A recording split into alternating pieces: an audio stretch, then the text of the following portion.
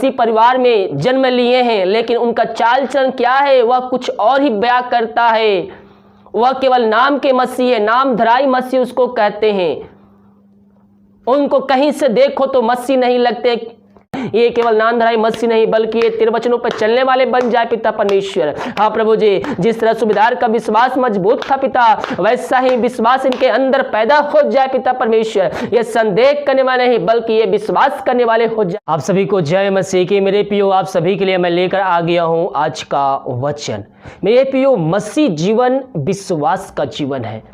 जब हम यीशु मसीह के पास आते हैं तो हमारे अंदर विश्वास भरा होना चाहिए, क्योंकि हम विश्वास के द्वारा ही हम सब कुछ हासिल कर सकते हैं। बिना विश्वास उसे प्रसन्न करना अनहोना है।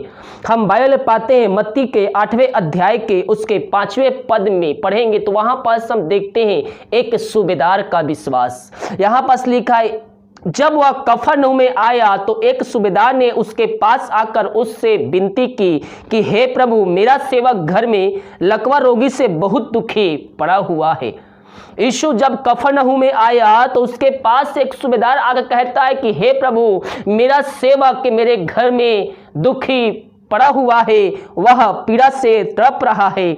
उसने उससे कहा, यीशु ने सूबेदार से कहा, मैं आकर उसे चंगा करूंगा। सूबेदार ने उत्तर दिया, हे प्रभु, मैं इस योग्य नहीं कि तू मेरे छत के तले आए, परंतु केवल अपने मुंह से ही कह दे तो मेरा सेवक चंगा हो जाएगा। मेरे प्रियो, हमारे अंदर विश्वास होना चाहिए। जब हम किसी से प्रार्थना करवाते हैं या हम प्रार्थना रिक्वेस्ट भेजते हैं, कमेंट में हो चाहे व्हाट्सएप में हो, तो आपके अंदर शक नहीं होना चाहिए। आपके अंदर विश्वास होना चाहिए कि मैं इस व्यक्ति से, इस ब्रदर से, पास्टर से प्रार्थना करवा रहा हूं तो मेरा जो घर में जो बीमार पड़ा है, जो समस्याएं हैं, जो प्रॉब्लम्स है, वो इस प्रार्थना के द्वारा खत्म हो जाएगा। क्योंकि जब आपके अंदर विश्वास रहता है तो प्रभु आपके जीवन में कार्य करता है। आप एक तरफ दूसरे से प्रार्थना करवा रहे हैं, दूसरे आप अपने खुद से प्रार्थना कर रहे हैं, लेकिन मन में आपके अंदर शक है कि ये कार्य होगा या नहीं होगा, ये कार्य होगा या नहीं होगा, मैं चंगा होऊंगा या नहीं होऊंगा।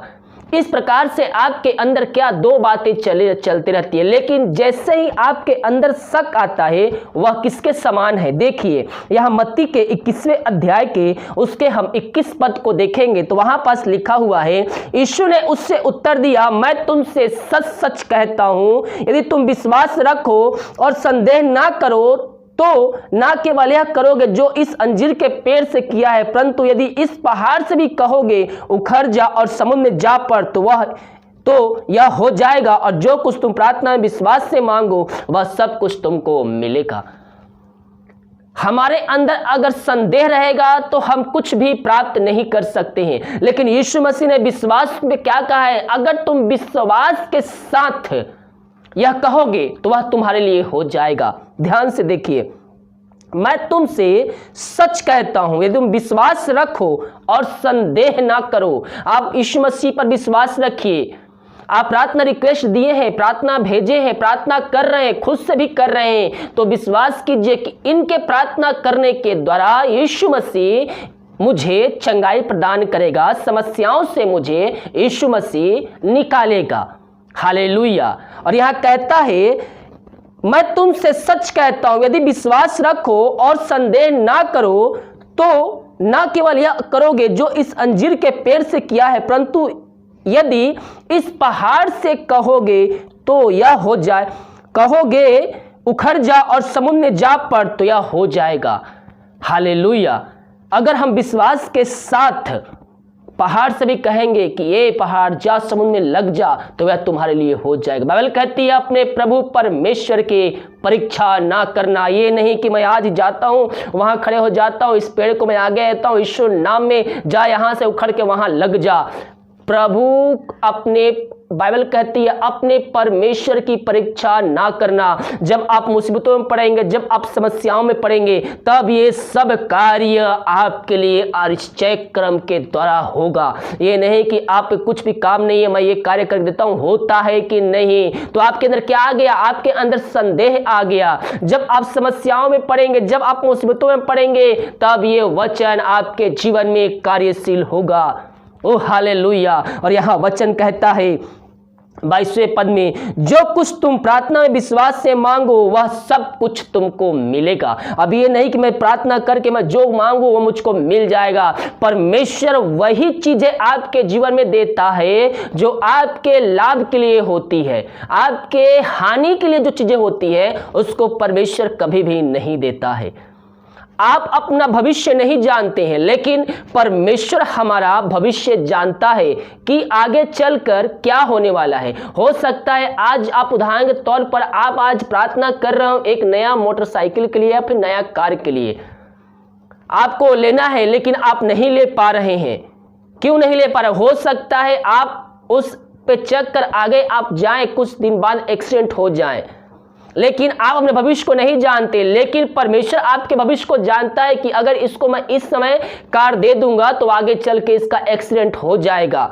तो उस एक्सीडेंट से बचाने के लिए, उस हानि से बचाने के लिए वह थोड़ा इंतजार कर रहा है, वह थोड़ा वेट कर रहा है कि वह समय निकल जाए, फिर वो आपके जीवन में आशीषें आपके लिए देगा।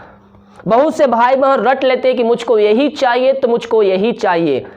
मेरे प्रियो, हम परमेश्वर की इच्छा को अपने जीवन में मांगे, हम अपनी इच्छा परमेश्वर के सामने रखें, लेकिन अंत में हम भी शामिल कर ले कि प्रभु मेरी इच्छा नहीं बल्कि तेरी इच्छा मेरे जीवन में पूरी हो। हालेलुया।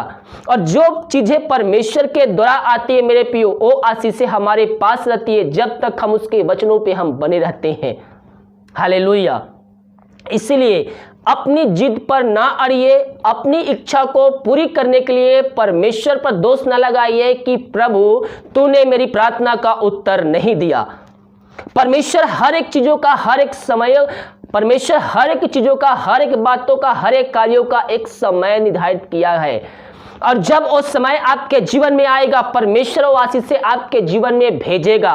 तब तक हमें विश्वास में कायम होकर हमें आगे बढ़ना है, प्रार्थना करना है, प्रार्थना में समय बिताना है और प्रभु के वचनों पे चलते हुए हमें आगे बढ़ना है।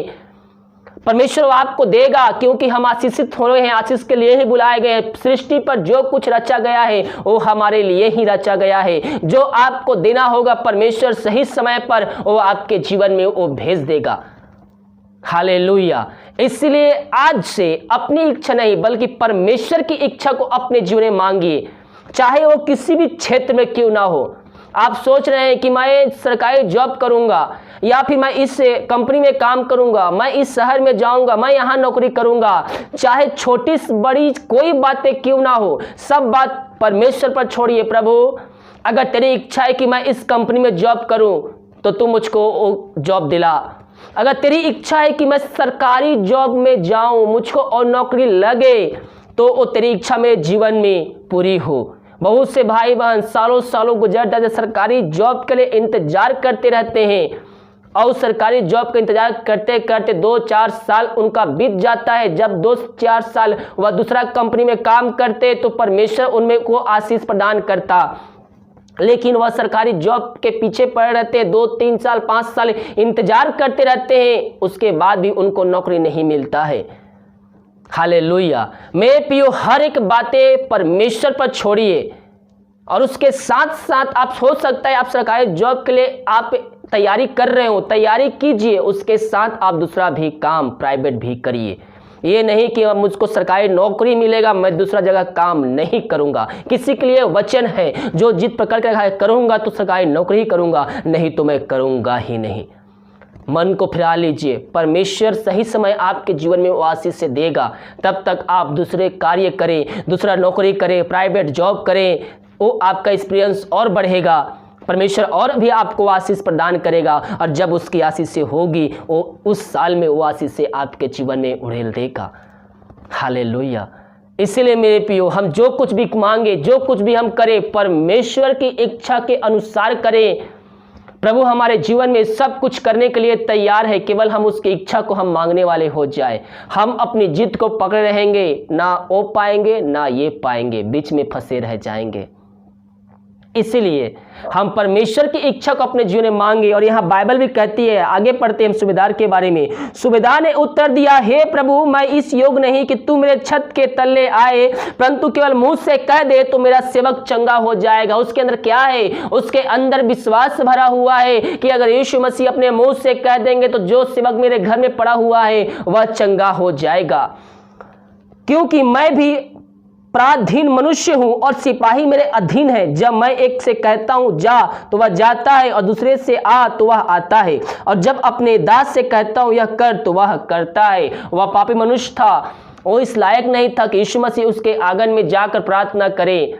इसीलिए वह कहता, हे प्रभु, मैं भी एक पापी मनुष्य हूं, मैं इस योग्य नहीं कि तू मेरे छत के नीचे मेरे घर के अंदर आए और प्रार्थना करे। केवल तू यहीं से कह दे तो मेरा सेवक जो है घर में वह चंगा हो जाएगा। उसके अंदर वह पापी था, लेकिन उसके अंदर विश्वास है मेरे पियो, वो आज उद्धार को प्राप्त करेगा। हमारे अंदर विश्वास होना चाहिए। हर सिख खराबा, हम विश्वास से ही हम प्राप्त करेंगे आशीष को। यह सुनकर यीशु को अचंभा हुआ, और जो उसके पीछे आ रहे थे उनसे कहा, मैं तुमसे सच सच कहता हूं कि मैं इज़राइल में भी ऐसा विश्वास नहीं पाया। और मैं तुमसे कहता हूं कि पूरब और पश्चिम से बहुत से लोग आकर अब्राहम और इसहाक और याकूब के स्वर्ग राज्य में बैठेंगे। यहां बात क्या हो रही है? जो यीशु मसीह को पहले से जान रहे हैं, वो अक्सर ऐसा होता है, जो मसीह में पहले से होते हैं वो चंगाई को नहीं प्राप्त करते हैं, लेकिन जो एक नया विश्वासी आता है वह जल्दी चंगा हो जाता है। क्यों? क्योंकि जब वह नया आता है तो उसके अंदर विश्वास होता है, लेकिन जो मसीह के घर में पैदा हुआ है, बचपन से वह मसीह में है, उसके अंदर विश्वास की कमी होती है कहीं ना कहीं, क्योंकि वह मसीह के घर में पैदा हुआ है, उसके अंदर उतना विश्वास नहीं है, वो अभी उद्धार को प्राप्त नहीं किया है। उद्धार क्या होता है? ऐसा बहुत से घराने में है जो कि मसीह घर में पैदा हो गए हैं और नाम से मसीह है, लेकिन जो कार्य है वह कोई किसी और के तरह है। इसीलिए हम जैसा है, मसीह जैसा है, हम वैसे ही चले। हमारा पूरा चाल चलन मसीह के जैसा ही होना चाहिए। चाहे आप दूसरे तरह जगह से आकर आप मसीह यीशु को स्वीकार किए हो, हमें विश्वास होना जरूरी है। हमें मसीह के जैसा हमें बनना है। तो जो मसीह घर में पैदा होते हो, बहुत लोग कम ऐसे होते हैं जो चंगाई को प्राप्त करते हैं, लेकिन जो आते हैं यीशु मसीह को, जिनका उद्धार करता स्वीकार करते हैं, वह जल्दी चंगे होते हैं। इसीलिए यहाँ पास यीशु ने कहा है, मैं तुमसे सच सच कहता हूं कि मैं इज़राइल में भी ऐसा विश्वास नहीं पाया। यीशु मसीह के साथ बहुत से लोग आ रहे होंगे, हजारों की संख्या में आए होंगे, लेकिन उनके अंदर वो विश्वास नहीं था जो इस सूबेदार के अंदर विश्वास था। वो यहां से वहां, वहां से वहां उनके पीछे चल रहे थे कि यीशु मसीह यहां प्रचार करेगा, यहां उपदेश देगा तो मैं उससे चंगा होऊंगा। लेकिन यहां पास कफरनहूम में आते ही सूबेदार ने सीधे जाकर कहा, यीशु मसीह, अगर तू अपने मुंह से ही कह दे तो मेरा सेवक घर में जो है वो चंगा हो जाएगा। और यहां कहता है, विश्वास नहीं पाया, और मैं तुमसे कहता हूं कि पूरब और पश्चिम से बहुत से लोग आकर अब्राहम, इसहाक और याकूब के साथ स्वर्ग के राज्य में बैठेंगे, परंतु राज्य के संतान बाहर अंधकार में डाल दिए जाएंगे, वहां रोना और दांत पीसना ही होगा। यहां क्या कहता है? परंतु राज्य के संतान, बहुत से लोग ऐसे मसीह में हैं जो घर में मसीह परिवार में जन्म लिए हैं, लेकिन उनका चाल चलन क्या है वह कुछ और ही बयां करता है। वह केवल नाम के मसीह है, नाम धराई मसीह उसको कहते हैं। उनको कहीं से देखो तो मसीह नहीं लगते।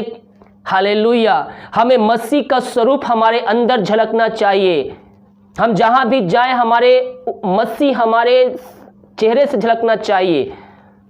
यहां पास क्या कहता है? परंतु राज्य के संतान बाहर अंधकार में डाल दिए जाएंगे। मसीह घर में पैदा हुए, मसीह के जैसा नहीं चल रहे हैं तो आप अंधकार में डाल दिए जाएंगे। इसलिए अपने आप को सुधारो, अपने चाल चलन को सुधारो कि मैं क्या कर रहा हूं और क्या नहीं कर रहा हूं, और पापों से मन फिरा करे प्रभु यीशु मसीह के पास आकर अपने जीवन का उद्धार करता स्वीकार करके पापों की क्षमा प्राप्त करके अंत जीवन का सहभागी बन जाए। यहां कहता है, परंतु राज्य के संतान जो पहले से राज्य के अधिकारी हो चुके हैं वह बाहर अंधकार में डाल दिए जाएंगे, क्योंकि वह प्रभु के वचनों पे नहीं चलते हैं, वह अपने तरीके से जीवन जी रहे हैं। वहां रोना और दांत पिसना ही होगा। तब यीशु ने सूबेदार से कहा, जा, जैसा तेरा विश्वास है वैसा ही तेरे लिए हो, और उसका सेवक उसी घड़ी चंगा हो गया। जैसा विश्वास है वैसा तेरे लिए हो, यानी कि आपके अंदर जैसा विश्वास है वैसा ही आपके लिए होगा। हालेलुया। हम विश्वास करें, हम संदेह करने वाले नहीं, बल्कि हम प्रभु पर विश्वास करने वाले हो जाए, ताकि हम हर एक आशीषों को प्राप्त कर सके। संदेह करने वाला व्यक्ति यह ना सोचे कि प्रभु से वह कुछ आशीषें प्राप्त कर सकता है। हमें संदेह नहीं, बल्कि हमें विश्वास रखना है कि यीशु मसीह मुझे बीमारियों से, समस्याओं से समाधान देगा इस प्रार्थना के द्वारा, इन वचनों के द्वारा।